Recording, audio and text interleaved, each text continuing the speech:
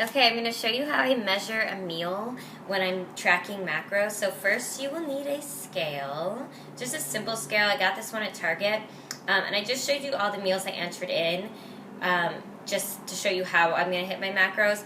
Those aren't my actual macro numbers. That was just a sample. And also I don't have all those foods I entered in currently, so I'm just going to show you how you would measure a meal based on the foods you entered in. So I enter all my foods as much as possible in either grams or ounces because that's what my scale has, grams or ounces. So if I entered in 55 grams of avocado, I'm just going to measure out 55 grams of avocado. So I like to have different Tupperware containers so that I can just set the Tupperware on the scale, and then that will, then I can easily see how I'm measuring it. So first I want to have 2 eggs, and then I want to have 115 grams of egg whites. So 2 eggs, I don't need to measure 2 eggs on a scale, so I'm just going to crack 2 eggs into my Tupperware. I got a little shell in there. I'll fix that later.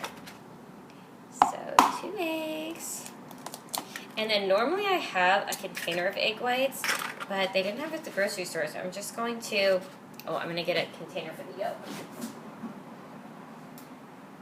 I like to save my yolks for James to eat, so I'm not wasting them. So here's how I now would measure my egg whites. So I have my container on here. I'll move this back so you can see it. So I have my container on here, and I want 150 grams. So I'm going to turn it on, and I'm going to set it to grams, which it already is, and then crack this.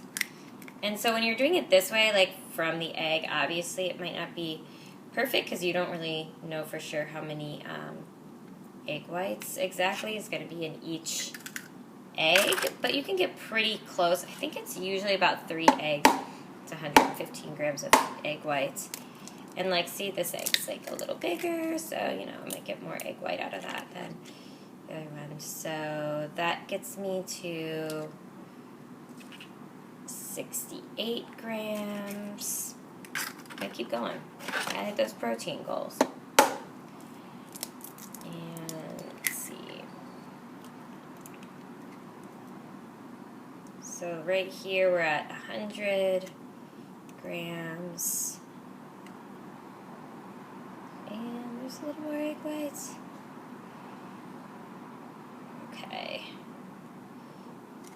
Okay, so that's actually 105. That's fine. So if I do another one, I'm going to go way over that. So that's how I measure that. Now you're going to wash your hands.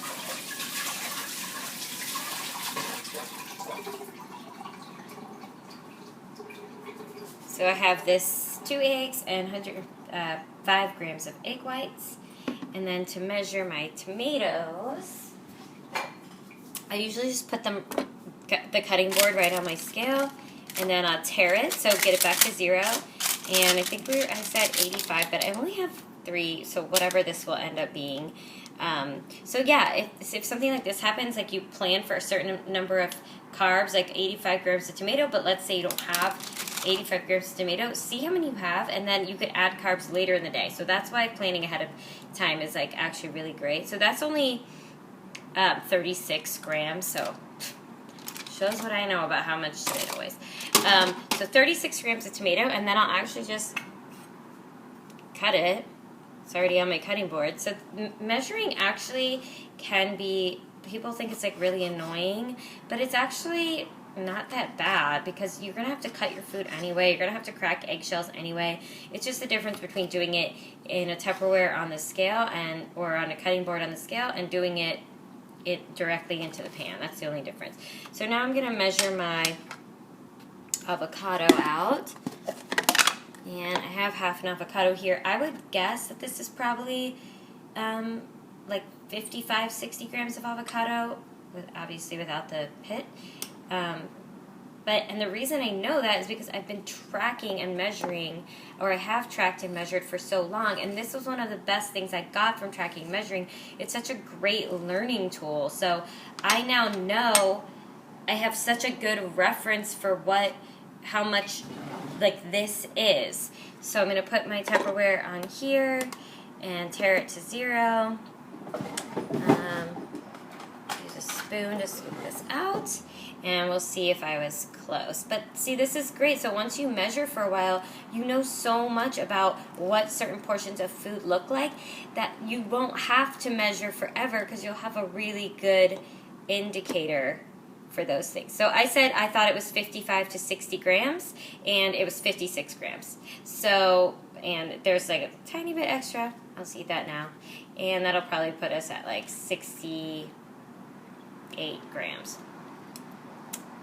So, then I'm going to get some butter out. And like, again, with things like butter, once you know how much certain grams are, it's really easy to just like eyeball it. So most of the time I use just 5 grams of butter just to like make the pan non-stick. So all I'm going to do is just like tare it to 0 and then cut off some butter and then see how much. So it'll say minus something on the scale, like -5, and then that means I've subtracted 5 grams from the stick of butter. But I know about how much that is. It's like about that much butter. So now that I know, like I see that, okay, that's about how much I'm going to use each time, and I don't necessarily have to weigh it on the scale. So that's how you would measure a meal. You would do the same thing with all your meals. So if I was making like chicken, or if I was making something else, like instead of just putting the chicken directly into the pan, I would just cut it up with scissors into my Tupperware, measure out the 6 ounces or however much you're eating, and then put it in the pan. You're going to have to cut your chicken anyway before you eat it with a knife and a fork normally. So this, you're just doing that step earlier instead of at the end after you've cooked it. So it's really not an extra step. You're just rearranging the steps. And then, like I said again, because you now know, oops, I don't know what Tupperware is. Because you now know what certain portions look like, it also is going to make it a lot easier for you to track while you're eating out. So if you're eating a salad out, or if you're eating like whatever, a piece of chicken and some veggies out at a restaurant, you can have a really good reference for eyeballing how much chicken you're eating or how many veggies you're eating. The only thing you won't be able to eyeball is fat, because you can't see the fat on a restaurant meal. But I always estimate just a little higher for restaurant meals, because typically they use more fat than you might use. So that's how you track. You do it all the night before. You can do it on your phone or on your computer. I usually do it on my phone, but I was just showing you on my computer because it was easier.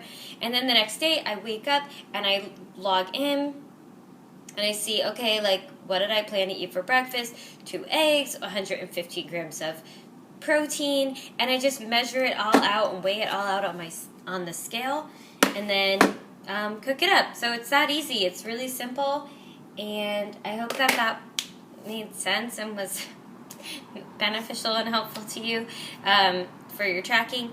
If you have other questions about how to track, or if that was still really confusing, please email me or get into my Facebook group. Private message me on Facebook. Ask me questions. I'm really happy to help. It just takes a little time to start figuring it out. Once you figure it out how to do this, you can do it so quickly. It becomes second nature. And remember, measuring and tracking is not a life sentence. It's just what you're doing right now to have an understanding of how much food you should be eating and what certain portion sizes look like. So it's a great tool to eventually work towards having food freedom. And actually, this is having food freedom, because you're really taking the time to learn about how much foods you're eating, what those foods look like in certain portion sizes, and you'll be able to easily go about your life and your day eating without having to track and measure, because you'll just know. You'll have a really good understanding of the food that you're eating.